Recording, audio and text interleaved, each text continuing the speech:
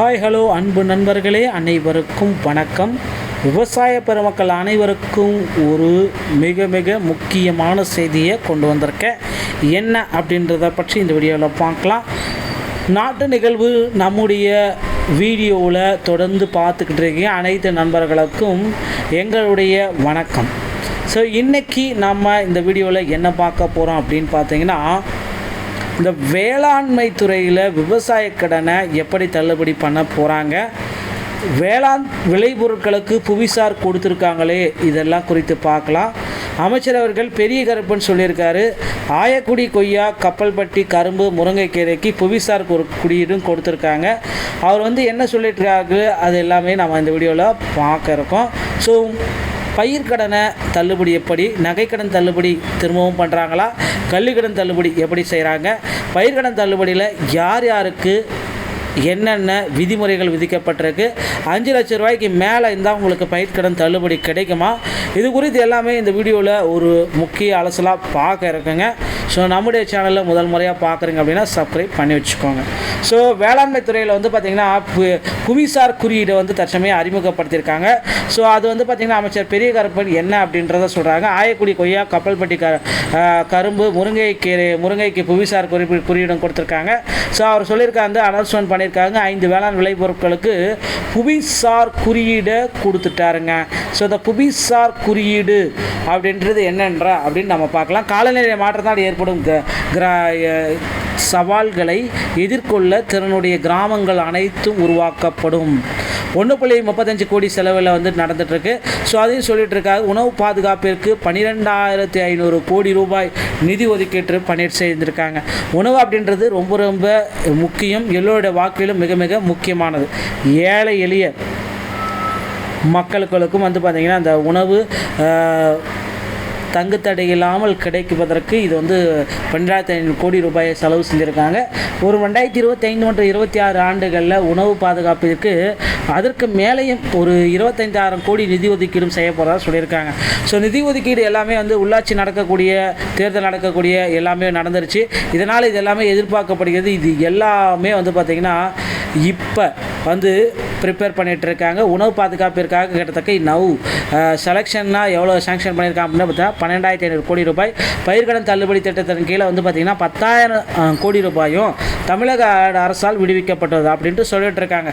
பால் பண்ணைகள் அமைத்திட 4% வட்டி மானியம் பால் பண்ணைகள் அமைக்கிறாங்க. ஏற்கனவே நிறைய பேர் நம்ம இருக்குது, நிறைய பார்த்துட்ருக்கோம். கூடுதலாக பார்த்திங்கன்னா அமைக்கிறதுக்கு 4% வட்டி மானியம் கொடுத்துட்ருக்காங்க. 5,000 சிறிய அளவிலான பால் பண்ணைகள் அமைத்திட தமிழக அரசு 4% வட்டியையும் கொடுக்க போகிறதாகவும் சொல்லிட்டாங்க. ஓகேங்களா? ஸோ மானியம் உணவு பாதுகாப்புக்கு 12,500 கோடி ஒதுக்கப்படும். அதாவது நம்ம ஏற்கனவே பார்த்த மாதிரி பயிர்க்கடன் தள்ளுபடி அப்படின்றது மிக மிக முக்கியமான ஒன்று. ஸோ அந்த பயிர்க்கடன் தள்ளுபடி திட்டத்தின் கீழே தற்பொழுது வரை 10,000 கோடி வட்டி தமிழக அரசால் விடுவிக்கப்பட்டிருக்கு அப்படின்னு சொல்லிட்டு இருக்காங்க.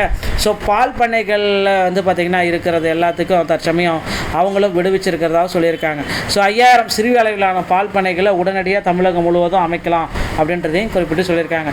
ஸோ அதிகாரப்பூர்வ அறிவிப்பாக பார்த்திங்கன்னா உள்ள நம்மளுடைய வேளாண்மைத்துறை அமைச்சர் இந்த அறிவிப்பை வெளியிடுவார் அப்படின்றத எதிர்பார்க்கலாம்.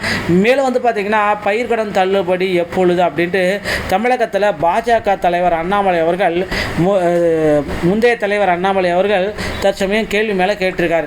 ஸோ ஆல்ரெடி பார்த்திங்கன்னா இந்த பயிர்க்கடனை தள்ளுபடி சொன்னீங்களே, தமிழகத்தில் இந்த பயிர்க்கடன் தள்ளுபடி இப்போ நடக்கும், அப்போ நடக்கும், இன்றைக்கி நடக்கும், நாளைக்கு நடக்கும் அப்படின்னு சொன்னீங்க தானே, எப்போ தள்ளுபடியை கொடுப்பீங்க அப்படின்ட்டு பாஜக தலைவர் கேள்வி மேலே கேள்வியை கேட்குறாரு. ஆனால் அவருடைய கேள்விக்கு பார்த்திங்கன்னா இன்னமும் சரிவர பதில் வரலை. ஸோ இப்போதைய சுச்சுவேஷன் பார்த்திங்கன்னா 2026 நடக்கக்கூடிய சட்டமன்ற தேர்தலில் நெருங்கி வர டைமில் கண்டிப்பாக இந்த கல்வி கடன் தள்ளுபடி, நகைக்கடன் தள்ளுபடி, பயிர்க்கடன் தள்ளுபடி, விவசாய கடன் தள்ளுபடி, எந்தெந்த கடன் வாங்கியிருக்கீங்களோ பர்சனல் லோன் முதற்கொண்டு தள்ளுபடி செய்ய போகிறாங்க. ஸோ இதற்குண்டான அறிவிப்பு எல்லாமே கூட்டுறவுத்துறை மூலமாக வெளியிடப்படும். எல்லாமே பார்த்திங்கன்னா கூட்டுறவு வங்கியில் வாங்கியிருக்கிற கடனாக மட்டும் இருந்தால் மட்டும்தான் தள்ளுபடி கிடைக்கும். ஸோ நீங்கள் போயிட்டு நான் ஆக்சிஸ் பேங்க்கில் கடன் வாங்கியிருக்கேன், எனக்கு தள்ளுபடி கொடுப்பாங்க அப்படின்னா கண்டிப்பாக கிடைக்காது. ஓகேங்களா? ஸோ கூட்டுறவு வங்கியில் நீங்கள் பார்த்திங்கன்னா தள்ளுபடி இருக்கணும். அது அது அதில் வந்து அக்கௌண்ட் இருக்கணும். அதில் நீங்கள் கடன் பெற்றவர்களுக்கு மட்டும் தான். ஏன்னா நிறைய பேர் கேட்குறீங்க, என்னுடைய பேங்க் வந்து ஸ்டேட் பேங்காக வச்சுருக்கேன், இல்லை என்னுடைய பேங்க் வந்து வேறு பேங்க் கனரா பேங்காக நான் வச்சுருக்கேன், எனக்கு தள்ளுபடி கிடைக்குமா அப்படின்னு கேட்குறீங்க கமெண்ட்டில். கண்டிப்பாக உங்களுக்கு தள்ளுபடி கிடைக்க வாய்ப்பே இல்லை. அதுவும் ஏதாவது ஒரு பட்சத்தில் கொடுத்தா மட்டும்தான், இல்லைன்னா வாய்ப்புகள் குறைவு. ஸோ கூட்டுறவு வங்கிகளில் நீங்கள் கடன் பெற்றிருந்தால் மட்டும்தான் உங்களுக்கு தள்ளுபடி கிடைக்கும் அப்படின்றது நிச்சயமாக கருதப்பட்டதுங்க. ஸோ இப்போது சுச்சுவேஷன் பிரகாரம் இந்த பயிர்க்கடன், ஸோ விவசாய பெருமக்களுக்கு வந்து தற்சமயம் பயிர்க்கடன்களுக்கு வழங்குவதற்காகவே 18,000 கோடி ரூபாயை நிதி ஒதுக்கீடு செஞ்சுருக்காங்க இந்த தமிழக பட்ஜெட்டில்.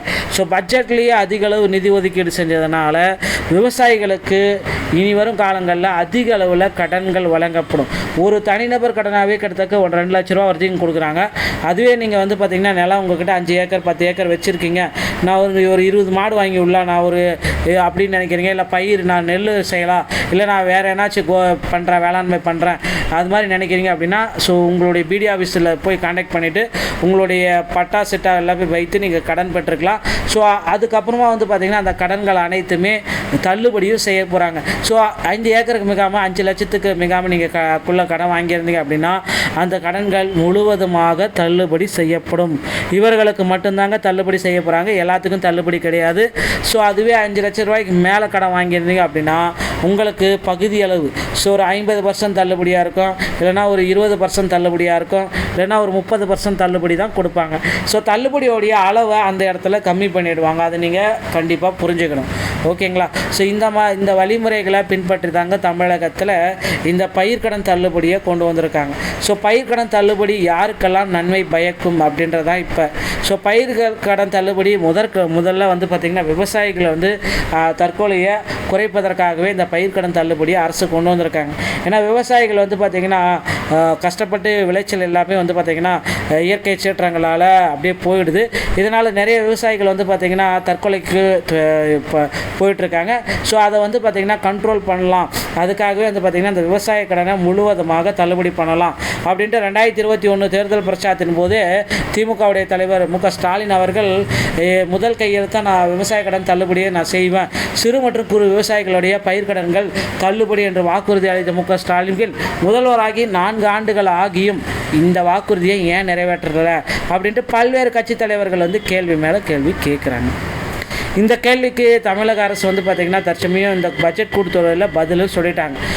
எப்படி பதில் சொல்லாங்க அப்படின்னு பார்த்திங்கன்னா, உங்களுக்கு வந்து பார்த்திங்கன்னா அந்த விவசாய கடனை நாங்கள் உடனடியாக தள்ளுபடி செய்ய போகிறோம், இதற்கு கடனை தள்ளுபடி செய்யறதுக்காகவே நாங்கள் பர்டிகுலர் அளவு நிதி ஒதுக்கீடையும் செஞ்சிட்டோம். ஸோ அதனால் வந்து பார்த்திங்கன்னா உங்களுக்கு தள்ளுபடி இந்த ஆண்டு இறுதிக்குள்ளார வந்துடும், தள்ளுபடினா அந்த அமௌண்ட்டு வந்து உங்கள் கைக்கே வந்துடும் அப்படின்ற அளவுக்கு சொல்லியிருக்காங்க.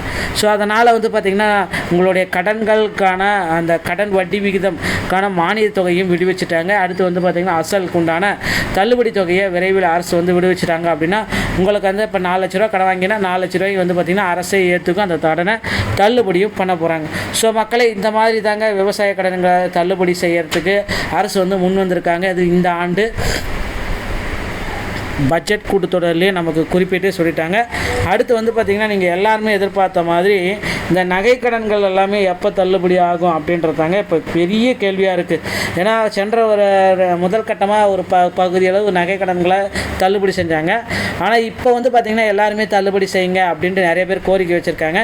நகைக்கடன் தள்ளுபடி அப்படின்னு நம்ம பார்க்குறப்ப நமக்கு எப்போ வெளியிட போகிறாங்க நகைக்கடன் தள்ளுபடியோடைய லிஸ்ட்டை எல்லாமே வந்து பார்த்திங்கன்னா மீண்டும் ஒரு லிஸ்ட் ரெடி பண்ணிகிட்ருக்காங்க. ஸோ இந்த லிஸ்ட்டில் வந்து பார்த்திங்கன்னா 5 பவுனுக்கு கீழே வச்சுருக்கீங்க அப்படின்னா கண்டிப்பாக உங்களுக்கு முழுவதுமாக நகைக்கடன் தள்ளுபடி கிடச்சிருங்க. அடுத்து வந்து பார்த்திங்கன்னா கல்வி கடன் தள்ளுபடி. ஸோ இந்த கல்விக்கடன் தள்ளுபடி வந்து பார்த்திங்கன்னா ஒரு விதமாக விட்ருக்காங்க. ஸோ 2008 அந்த மாதிரி அந்த டைம் பீரியடுக்கு முன்னாடி படித்தவங்களுடைய கல்வி கடன்கள் அனைத்துமே தள்ளுபடி செய்யப்பட்டிருக்குங்க. ஸோ அதுக்கப்புறம் வந்து பார்த்திங்கன்னா மீதி இருக்கிறது வந்து இந்த 2015 வரைக்கும் வந்து பார்த்திங்கன்னா கல்வி கடன் தள்ளுபடி செய்வதற்கு 100% வாய்ப்புகள் இருக்குங்க. ஸோ ஒட்டு மொத்தமாக கல்வி கடன் வந்து பார்த்திங்கன்னா கோடி கணக்கில் ஒரு 20,000 கோடி வந்து பார்த்திங்கன்னா தமிழகம் முழுவதுமே கல்வி கடனை தள்ளுபடி செய்கிறதுக்கு ரெடியாக இருக்காங்க. தள்ளுபடிக்கு உண்டான அரசாணையும் விரைவில் வெளியாக இருக்குங்க. ஸோ மக்களே கவலையப்பட வேண்டாம். விவசாய பெருமக்களுக்கு அடுத்தடுத்து மகிழ்ச்சியான செய்திகளை நாம் சொல்லிட்டு வரோம். நம்ம சேனல் உங்களுக்கு சிறந்த சேனலாக பயன்படுது அப்படின்னா நம்ம சேனலை சப்ஸ்கிரைப் அண்ட் பெல்லை கிளிக் பண்ணிச்சுக்கோங்க. மீண்டும் ஒரு நல்ல தகவலோடு நான் உங்களை சந்திக்கிறேன். நன்றி, வணக்கம்.